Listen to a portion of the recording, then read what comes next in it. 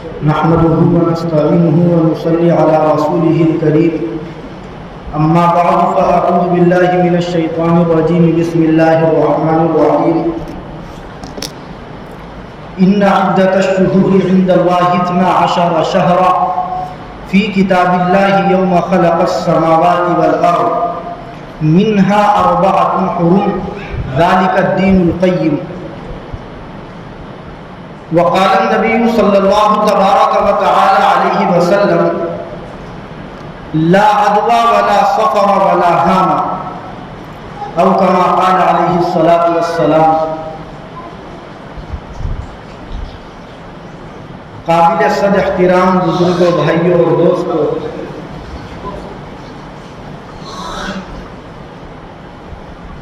اسلامی مہینوں میں یہ جو مہینہ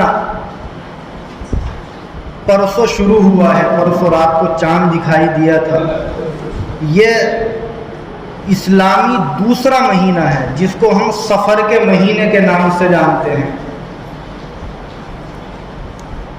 اس ماہ سفر کی اسلام میں کیا حقیقت ہے اور اس سفر کے مہینے کے بارے میں ہم مسلمانوں کے درمیان میں جو بہت ساری باتیں بے سند اور غیر مستند پھیلی ہوئی ہیں، ان کی اسلام میں کیا حقیقت ہے، ان سب پر آج انشاءاللہ ہم گفتگو کریں گے۔ اللہ رب العزت قرآن و سنت کی روشنی میں مجھے صحیح اور سچی باتیں کہنے اور ہم سب کو ان پر اخلاص کے ساتھ عمل کرنے کی توفیق نصیب فرمائے۔ بزرگوں، بھائیوں اور دوستوں، یہ بنیادی بات تو ہم سب سمجھتے ہی ہیں کہ یہ جو مہینہ سفر کا مہینہ ہے، اسلامی دوسرے نمبر کا مہینہ ہے، اور یہ بات غالباً کئی مرتبہ جب ماہ محرم کے تعلق سے میں نے بات کی تھی تب بھی ذکر کی تھی۔ قرآن کریم میں سورہ توبہ کی آیت نمبر 36 میں اللہ تعالیٰ نے یہ ارشاد فرمایا کہ ان عدۃ الشہور عند اللہ 12 شہرا، کہ مہینوں کی تعداد اللہ کے یہاں 12 ہے، یعنی جس طریقے سے انگریزی مہینے 12 ہیں، جنوری وغیرہ، اسی طریقے سے اسلامی مہینوں کی تعداد اللہ کے یہاں 12 ہے۔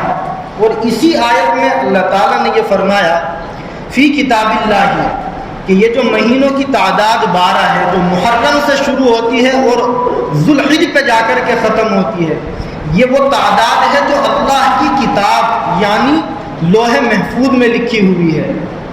اس سے ہم یہ بات بھی سمجھ سکتے ہیں کہ ہمارا مذہب کوئی معمولی درجے کا مذہب نہیں ہے، بلکہ یہ آسمانی مذہب ہے، اللہ کی نظروں میں سب سے پسندیدہ مذہب ہے، جس کا تذکرہ خود اللہ تعالیٰ نے قرآن کریم میں کیا ہے کہ اللہ کی نظروں میں تمام مذہبوں میں جو پسندیدہ مذہب ہے وہ مذہب اسلام ہے۔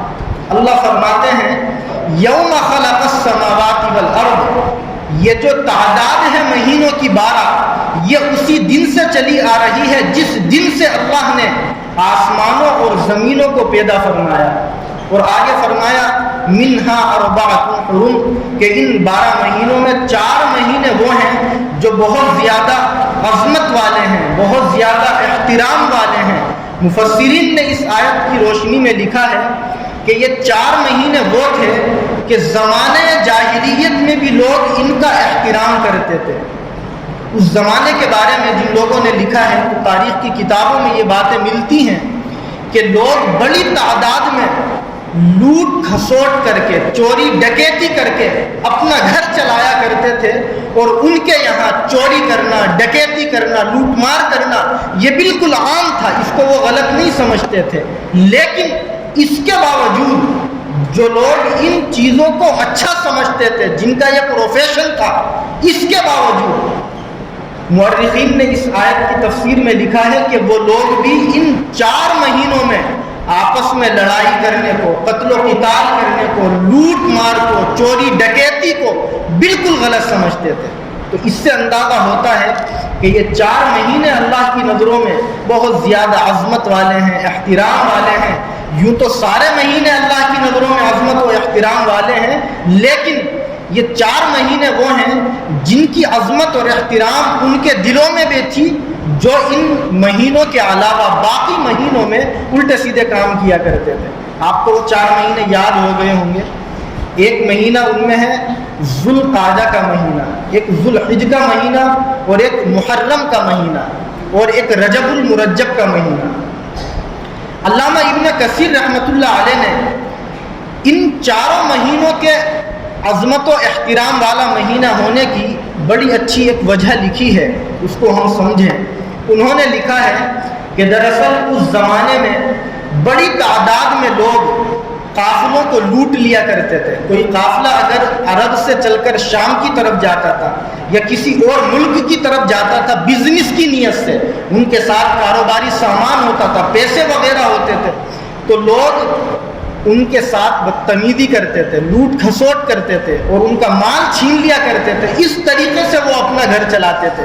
علامہ ابن کثیر رحمۃ اللہ علیہ نے لکھا ہے کہ چونکہ اللہ رب العزت نے اشہور حرم کے علاوہ یہ بھی متعین فرمایا ہے کہ کن کن مہینوں میں ایمان والے حج کر سکتے ہیں، جو حج کے مہینے ہیں وہ بھی اللہ نے متعین فرمائے ہیں. تو علامہ ابن کثیر رحمۃ اللہ علیہ نے لکھا ہے کہ ہوتا یہ تھا کہ لوگ ذوالقعدہ کے مہینے میں، شوال کا جو اگلا مہینہ ہے، اس مہینے میں حج کے لیے اپنے گھروں سے نکلتے تھے، چونکہ بہت بہت دور سے لوگ حج کے لیے آتے تھے. آپ جانتے ہوں گے یہ بات کہ فلائٹ کا سفر ابھی چند سالوں سے شروع ہوا، ورنہ جو ہمارے دادا پرداداؤں کا زمانہ ہے اس زمانے میں لوگ پانی کے جہاز سے حج کو جاتے تھے. اور اس سے پہلے کا جو زمانہ ہوگا ظاہر سی بات ہے کہ لوگ پیدل حج کو جاتے ہوں گے، کئی کئی مہینے ان کو لگتے تھے. تو اس زمانے کے اعتبار سے یہ لکھتے ہیں کہ لوگ اپنے گھروں کو ذوالقعدہ کے مہینے میں چھوڑ دیا کرتے تھے. کیوں؟ کہ ہم حج کے لیے جا رہے ہیں. اور وہ ان 3 مہینوں میں عام طور پر واپسی کر لیا کرتے تھے.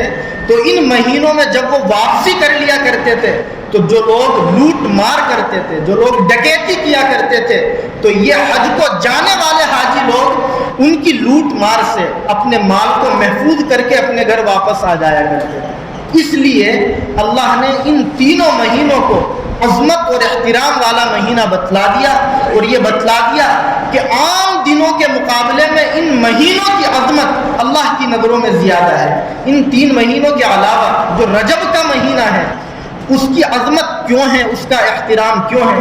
علامہ ابن کثیر نے لکھا ہے، یہ اپنے اپنے انداز ہیں محدثین کے لکھنے کے، کہ لوگ عام طور پر رجب کے مہینے میں عمرے کے لیے جایا کرتے تھے. آپ جانتے ہیں کہ حج اور عمرہ یہ اسلامی عقائد اور اسلامی شعائر میں سے ہیں. بڑی تعداد میں لوگ حج اور عمرے پر جاتے ہیں. لیکن یہ اس زمانے کی بات ہے جس زمانے میں لوگ پانی کے جہاز سے یا پیدل یا اونٹ وغیرہ پر، گھوڑے وغیرہ پر سفر کرتے تھے. اس زمانے میں تو صرف 3-4 گھنٹے کا سفر ہے اور آدمی یہاں سے وہاں پہنچ جاتا ہے. تو محدثین نے اور مورخین نے یہ لکھا ہے اس آیت کی تفسیر میں. ہم بنیادی طور پر سب سے پہلے یہ سمجھیں کہ اللہ کی نظروں میں جو اسلامی مہینوں کی تعداد ہے وہ 12 ہے، اور ان 12 مہینوں میں یہ 4 مہینے ذوالقعدہ، ذوالحجہ اور محرم اور ایک رجب، یہ 4 مہینے وہ ہیں جو سب سے زیادہ عظمت اور احترام والے ہیں. ان مہینوں کا احترام وہ لوگ بھی کیا کرتے تھے جو ان مہینوں کے علاوہ باقی مہینوں میں اور باقی دنوں میں لوٹ مار کیا کرتے تھے، چوری ڈکیتی کیا کرتے تھے، اور اسی کے ذریعے وہ اپنے گھر کو چلایا کرتے تھے. اللہ کے نبی علیہ السلام نے یہ جو ان کا عقیدہ تھا اور فاسد عقیدہ، غلط نظریہ، اس کو بالکل مکمل طور سے کنڈم کیا کہ اسلام میں اس غلط عقیدے کی بالکل گنجائش نہیں ہے کہ ہم اس ماہ سفر کو منحوس سمجھیں. دراصل اس سے پہلے ہم یہ سمجھیں کہ جب اسلام نہیں آیا تھا، قرآن نازل نہیں ہوا تھا، اللہ کے نبی علیہ السلام نے لوگوں کو ایمان کی دعوت دینا شروع نہیں کی تھی. اس زمانے میں زمانے جاہلیت کا زمانہ تھا، اپنے اپنے طور سے لوگ زندگیاں گزارا کرتے تھے. بہت ساری خرافات اور بدعتیں وہ تھی جو ان کے ذہنوں میں بیٹھی ہوئی تھی. ان بدعتوں میں بہت ساری بدعتوں کا تذکرہ کتابوں میں مورخین نے کیا. ان میں ایک بدعت یہ تھی کہ وہ اس ماہ سفر میں سفر کرنے کو بھی منحوس سمجھتے تھے. وہ یہ سمجھتے تھے کہ اگر ہم اس مہینے کے اندر جو یہ اب شروع ہوا ہے پرسوں سفر کریں گے کوئی بزنس کی نیت سے تو اس کاروبار میں بزنس میں برکت نہیں ہوگی. یہ ان کا نظریہ تھا.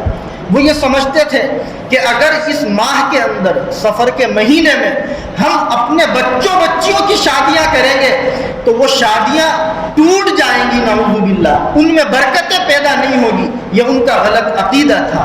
اس کے علاوہ یعنی اس مہینے کے جو غلط نظریات ہیں ان کے علاوہ بھی بہت سارے غلط عقیدے ان میں بیٹھے ہوئے تھے, جن میں مورخین نے یہ بھی لکھا ہے کہ وہ سفر کرنے سے پہلے اپنے گھر سے نکلتے ہی تیر کو ہوا میں چھوڑتے تھے.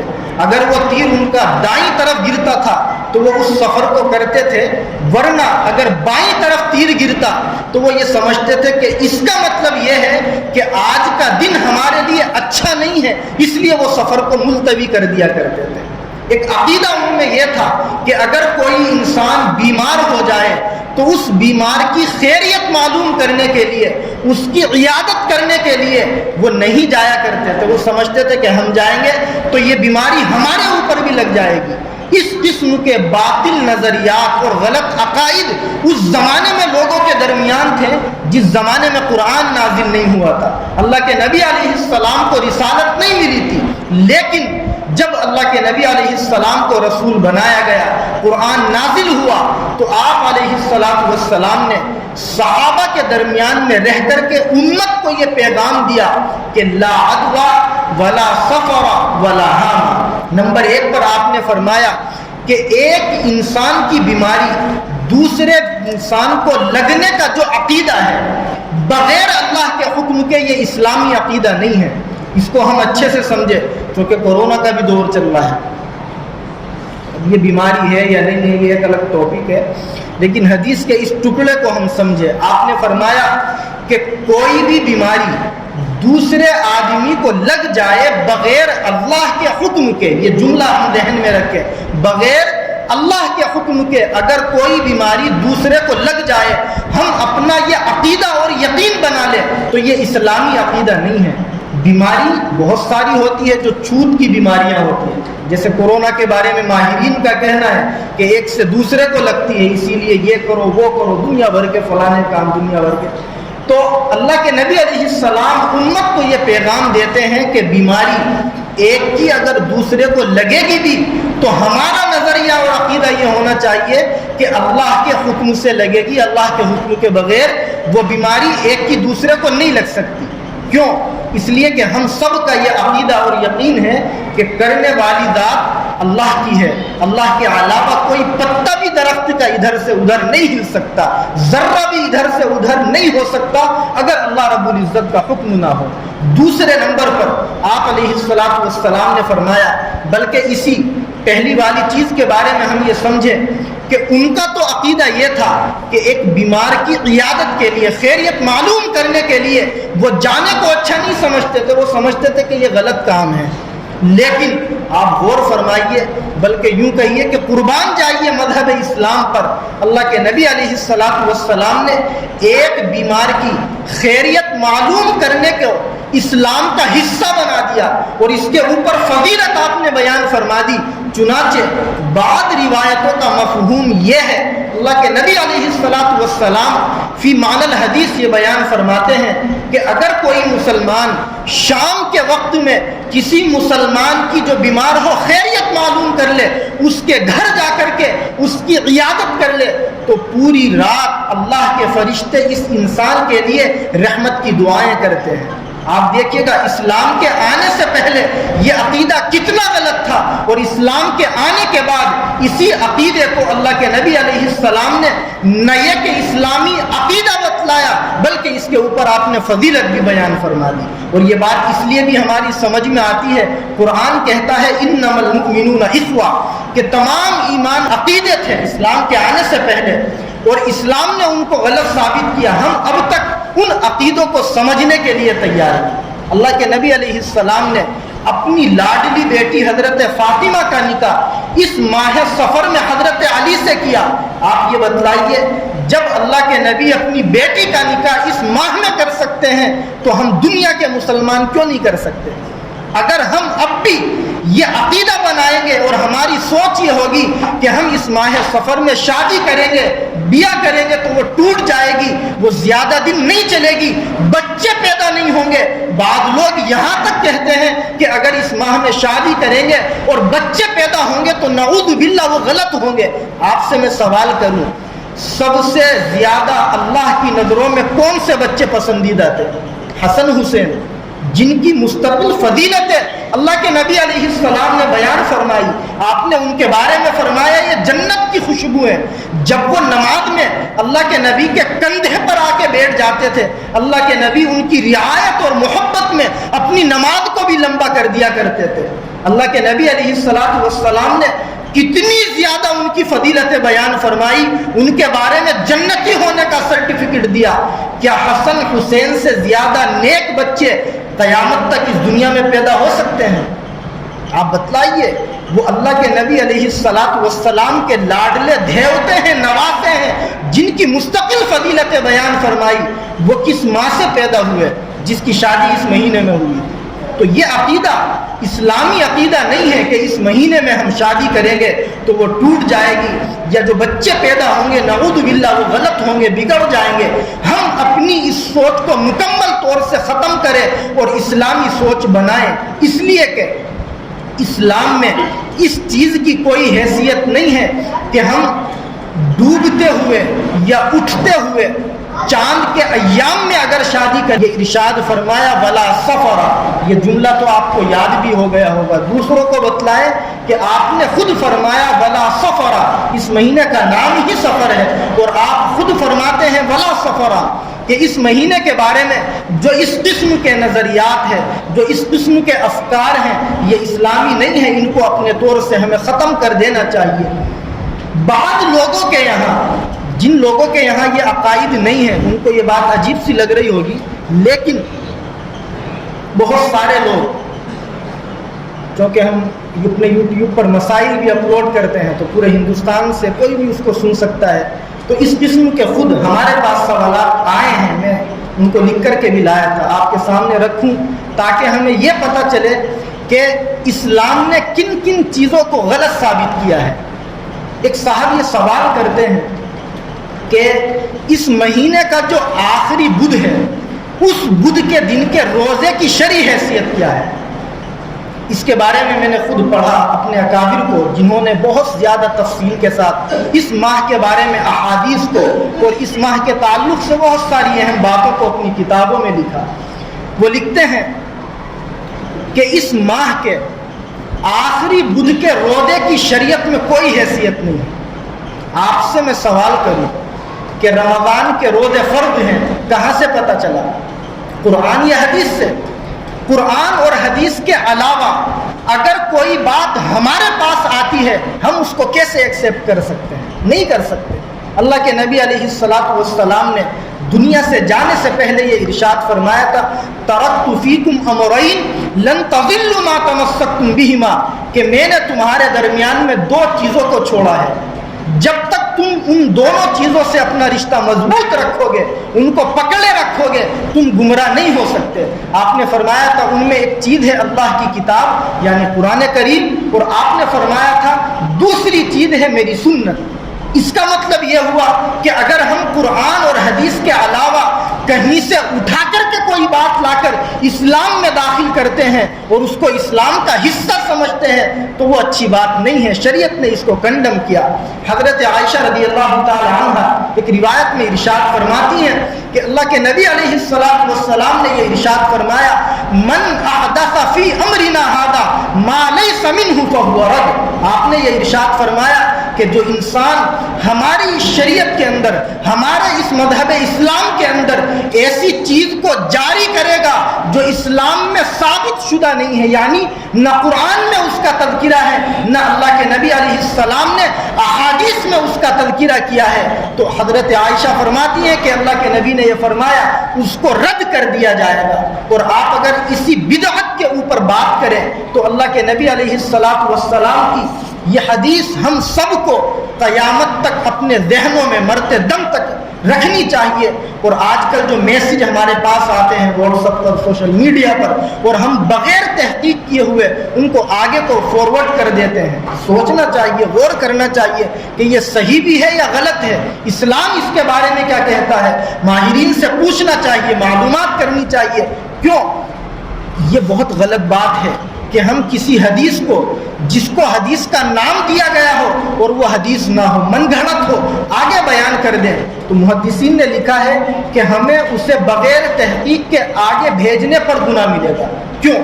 دو باتیں ہیں. اللہ کے نبی علیہ السلام نے پہلے نمبر پر تو یہ ارشاد فرمایا, من کذب علی متعمدا فلیتبوأ مقعدہ من النار, کہ جو انسان میرے اوپر جھوٹ بولے گا, یعنی میری طرف سے اگر کوئی غلط حدیث کو بیان کرے گا, اسے چاہیے کہ وہ اپنا ٹھکانہ جہنم میں بنائے.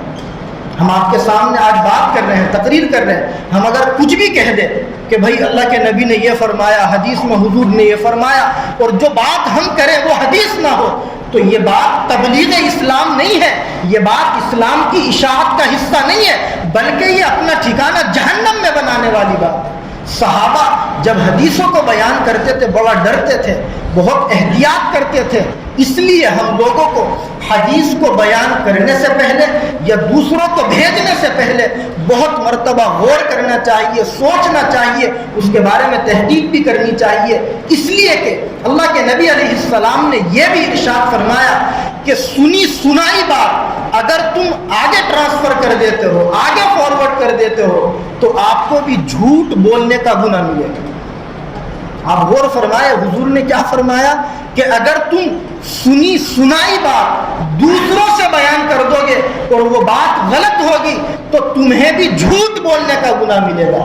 ہم میں سے بہت سارے لوگ کرتے ہیں کہ بھائی اسلام یہ کہتا ہے, حدیث میں حضور نے یہ بیان فرمایا. ان سے کہو بھائی کون سی حدیث ہے, کون سی کتاب میں لکھی ہے, کس نے اس حدیث کو بیان کیا؟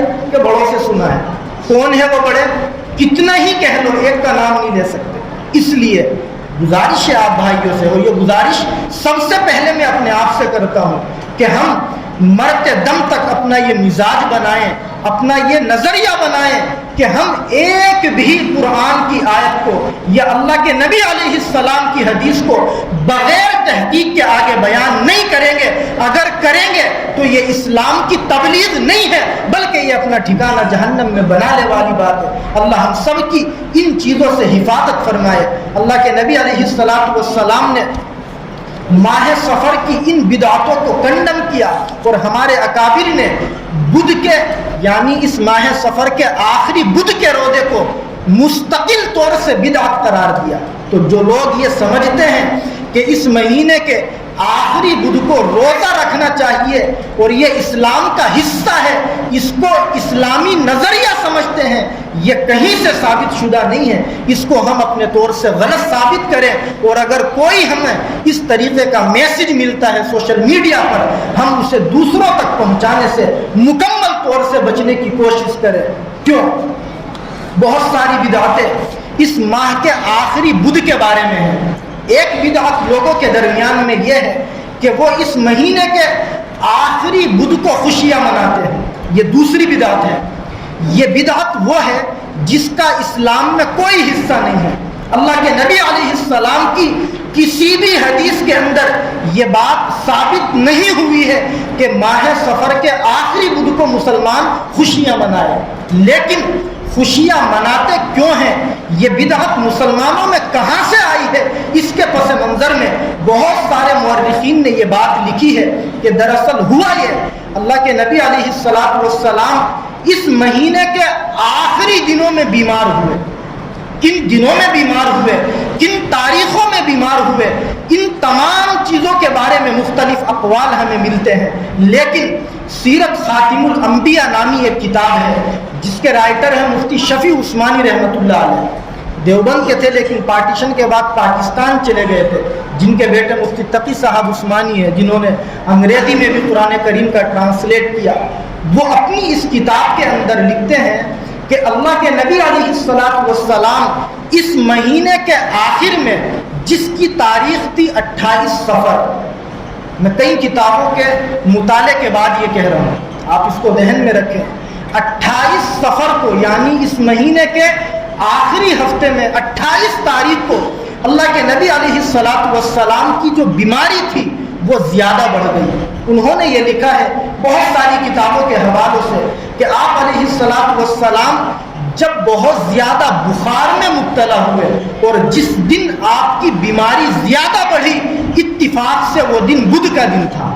اور انہوں نے یہ لکھا ہے کہ 13 دن اللہ کے نبی علیہ السلام کو بہت زیادہ بخار ہوا.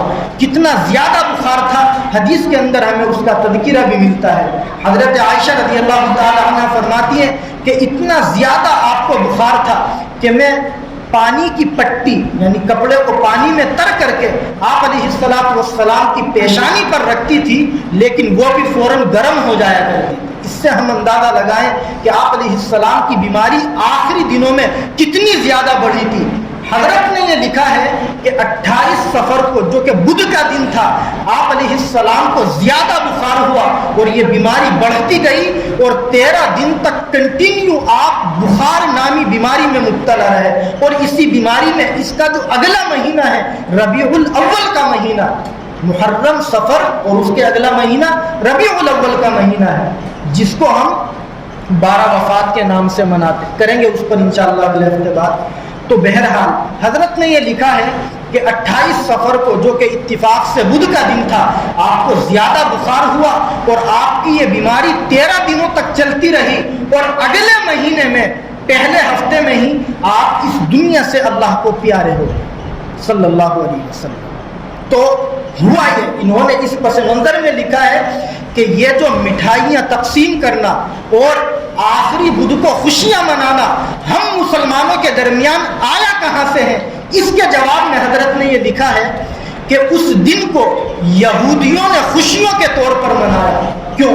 آپ سب جانتے ہیں اس بات کو کہ سب سے زیادہ جو اللہ کے نبی علیہ الصلوۃ والسلام کے دشمن تھے وہ یہودی تھے. اور دشمن کیوں تھے؟ صرف حسد کی بنیاد پر.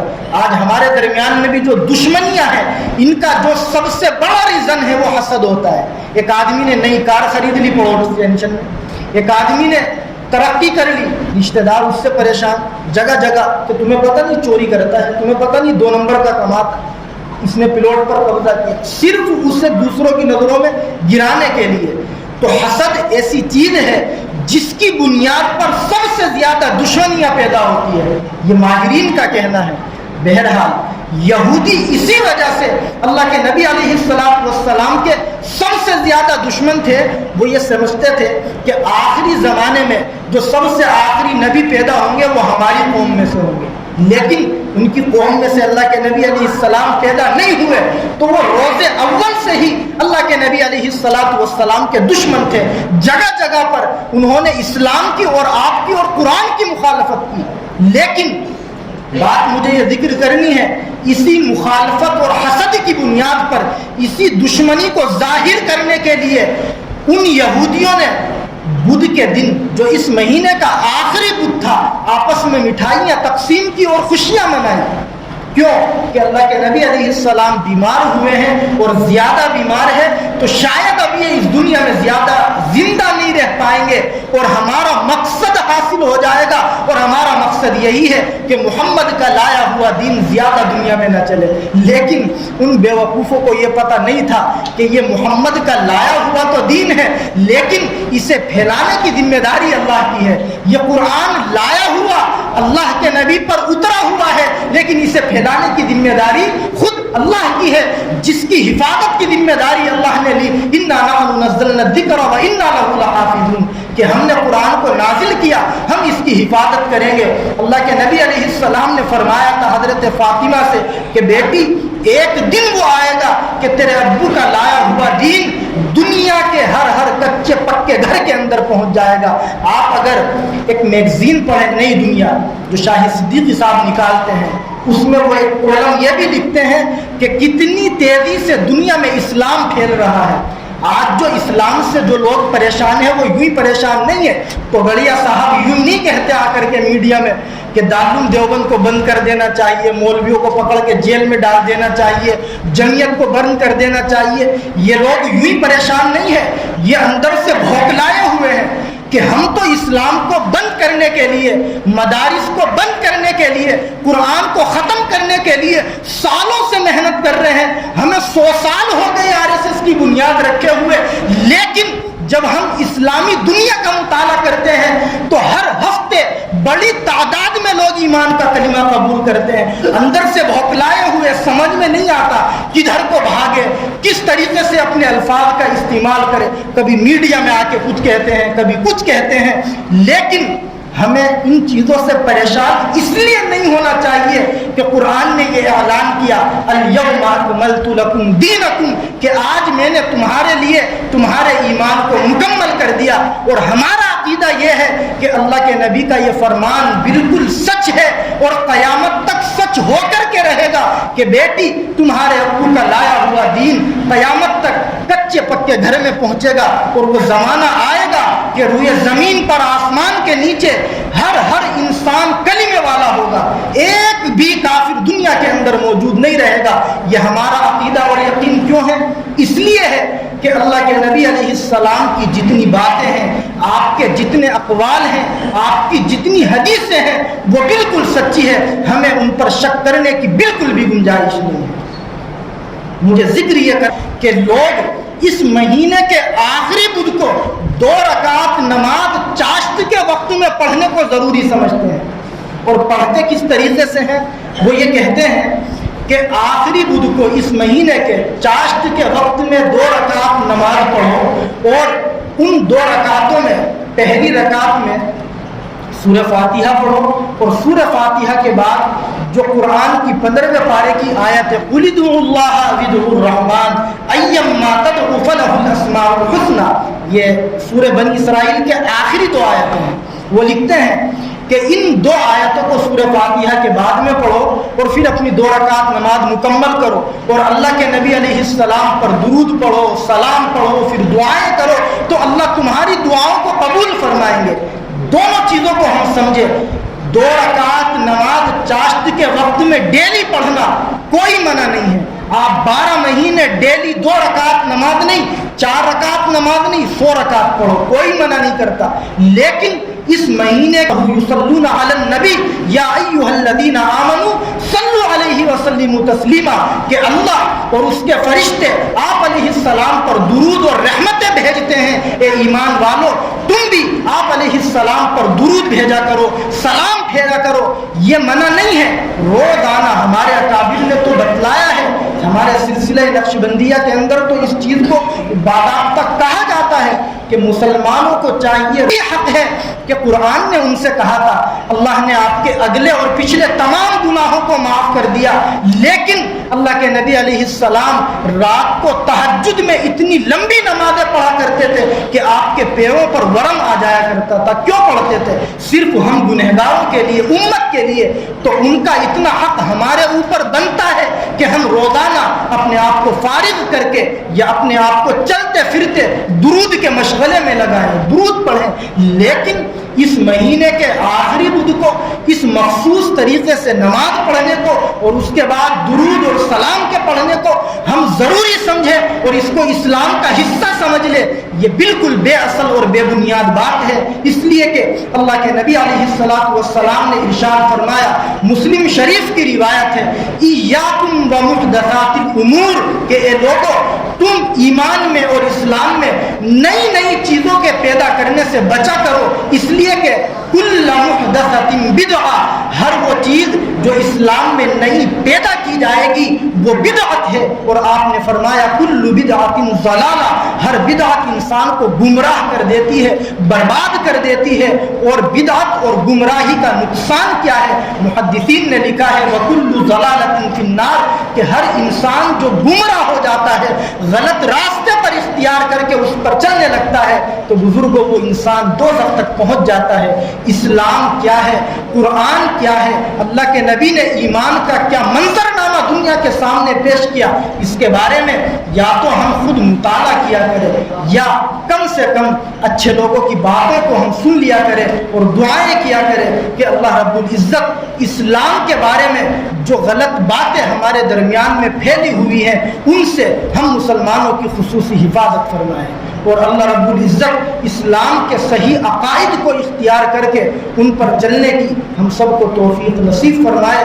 وآخر دعوانا ان الحمد للہ رب العالمین۔